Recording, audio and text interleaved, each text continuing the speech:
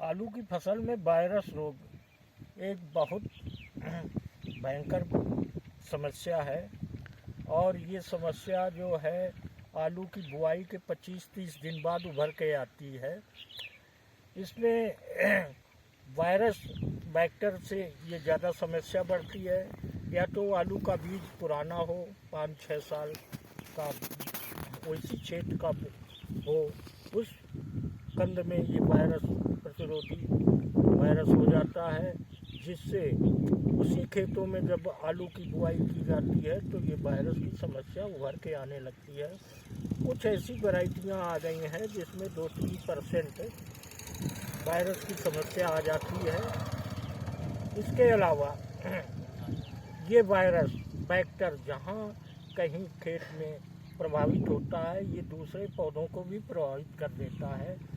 इसका वायरस बैक्टर एक फूल से, एक पत्तियाँ से दूसरे पत्तियों को जब फैलता है तो उसके लार के द्वारा दूसरी पत्तियाँ भी ग्रसित हो जाती हैं।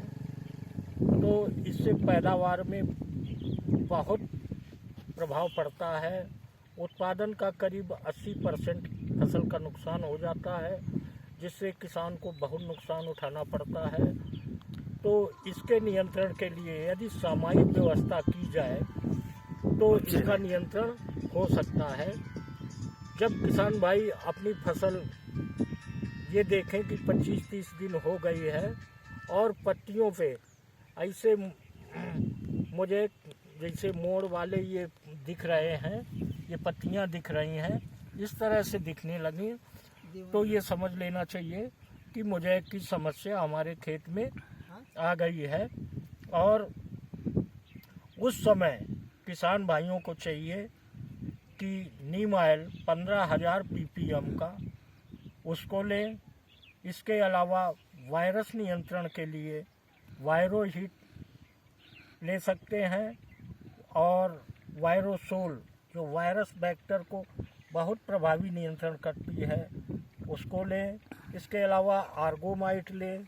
ये जो हमने दवाएं बताई हैं ये ऑर्गेनिक तौर की दवाएं हैं और ऑर्गेनिक से ही इस वायरस को नियंत्रण किया जा सकता है।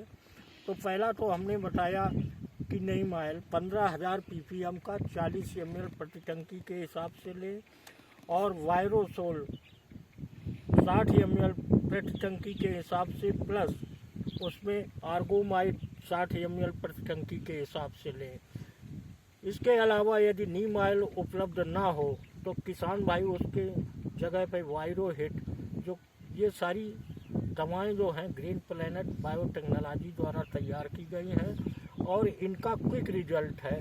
किसान भाई इसके साथ प्रति टंकी के हिसाब से स्पेडाल 90 का भी उसमें घोल में मिला लें, जिससे कि पौधे के अंदर और पत्तियों के निचली सतह पे आपकी दवा का पूरा विस्तार हो जाए, जिससे इस वायरस का नियंत्रण किया जा सके। वायरस तो ख़त्म नहीं किया जा सकता है लेकिन उसको नियंत्रित किया जा सकता है।